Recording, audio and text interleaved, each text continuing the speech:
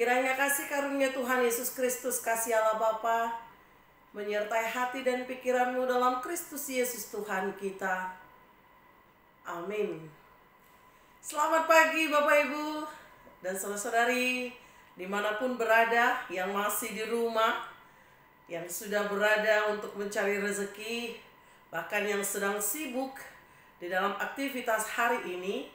Dan apapun yang dilakukan, mari kita sejenak untuk mendengarkan firman Tuhan di hari Kamis saat ini yang tertulis dalam 1 Petrus 4 ayatnya yang ke-8. Demikian firman Tuhan. Tetapi yang terutama, kasihilah sesungguh-sungguh seorang akan yang lain, sebab kasih menutupi banyak sekali dosa. Demikian firman Tuhan. Bapak Ibu dan saudara-saudari yang terkasih dalam Kristus Yesus Tuhan kita, kalau kita berbicara tentang kasih, ini sangat mudah untuk diucapkan, tetapi sangat susah untuk dilakukan.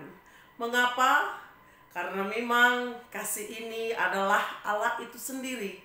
Sehingga ketika kita mengasihi, kita melakukan kasih atau berbuat kasih, maka kehendak Allah lah yang kita lakukan pertama sekali. Bapak Ibu dan saudari yang terkasih dalam Kristus Yesus Tuhan kita, oleh karena itu ketika kita mampu mengasihi, berbuat kasih, dan juga melakukan kasih kepada orang-orang di sekitar kita, bahkan kepada Tuhan, berarti Allah sedang berada di dalam hati, pikiran, dan juga kehidupan kita. Karena orang-orang yang berbuat kasih itu tergerak oleh belas kasih Allah yang telah terlebih dahulu menyapa kehidupannya. Melalui firman Tuhan kita hari ini mau dinyatakan kepada kita adalah bagaimana kita mengasihi seseorang dengan sangat sungguh-sungguh. Kalau dikatakan sungguh-sungguh, ini memerlukan pengorbanan. Kalau dikatakan sungguh-sungguh, berarti jatuh bangun harus kita lewati. Bahkan kalau dikatakan sungguh-sungguh, itu tidak memiliki limit atau waktu seperti batas kesabaran.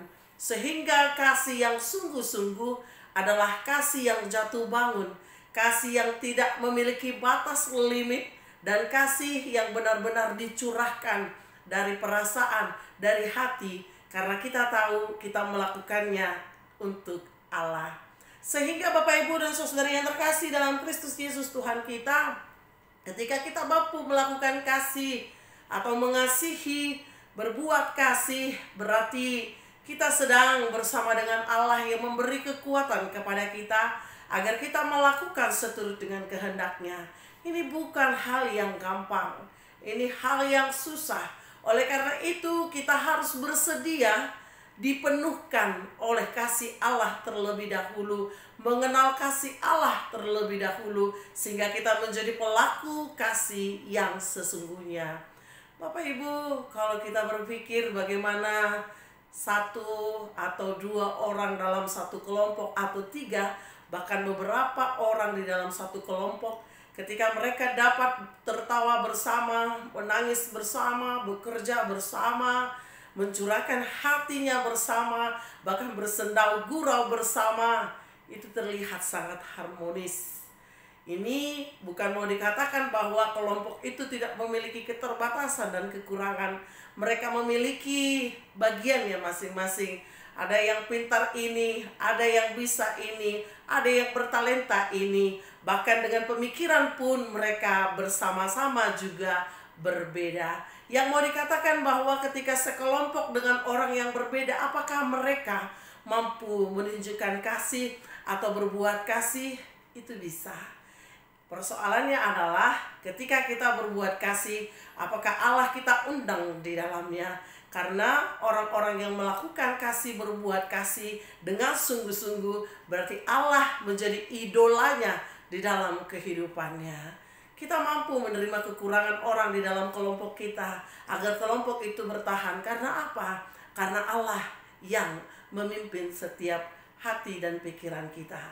Bukan tidak terjadi keributan, bukan tidak terjadi kekurangan di dalam perkataan, bukan tidak terjadi kekurangan di dalam sikap ataupun tindakan, tetapi kelompok tersebut mampu mengenal orangnya, kelompoknya dengan sangat baik, sehingga ketika mereka jatuh bangun dengan tindakan yang kurang, dengan sikap yang kurang, bahkan dengan teguran pun yang kurang, mereka tetap satu di dalam kasih. Karena kasih itu adalah keberaneka-ragaman yang dijadikan satu dengan jatuh bangun dan saling mengampuni. Oleh karena itu Bapak Ibu dan Saudara yang terkasih, dalam Kristus Yesus Tuhan kita, ketika kita mampu melakukannya, kita sudah menutupi segala kekurangan. Ketika kita mampu melakukan kasih, kita akan melihat kekurangan orang menjadi sebuah jalan untuk memperbaiki diri. Bukan hanya dia yang kurang, tetapi kita diingatkan kembali agar tidak jatuh di dalam kesalahan yang sama. Saling menegur, saling menyapa, bahkan saling mengampuni. Bukankah itu yang diinginkan Tuhan? Bapak Ibu, sudahkah kita mengasihi hari ini? Berapa orang kita kasihi di sepanjang hari ini?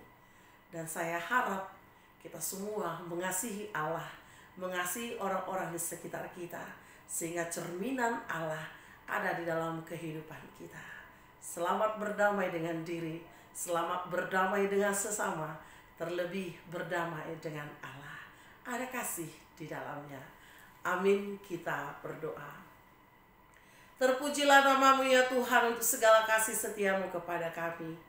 Kiranya kami dimampukan untuk menunjukkan kasih, karena Allah sendiri itu adalah kasih. Ajarkan kami Tuhan memakai waktu kami, memakai hari-hari kami, memakai diri kami Tuhan, agar kami menunjukkan kasih kepada orang-orang di sekitar kami. Di dalam keterbatasan dan kekurangan kami Tuhan, kiranya Tuhan berkenan untuk mengampuni kami. Bahkan kami pun dimampukan untuk mengampuni segala kekurangan dan segala kelebihan orang-orang di sekitar kami, sehingga hanya nama Tuhanlah yang dimuliakan. Berkati seluruh jemaat Tuhan, mulai dari anak-anak sampai kepada orang tua. Berkati mereka Tuhan, sertai mereka. Biarlah mereka Tuhan tetap bersama dengan kasih Tuhan, dan biarkanlah berkat Tuhan tercurah atas kehidupan mereka di sepanjang hari ini. Inilah kami Tuhan, di dalam Kristus kami berdoa. Amin.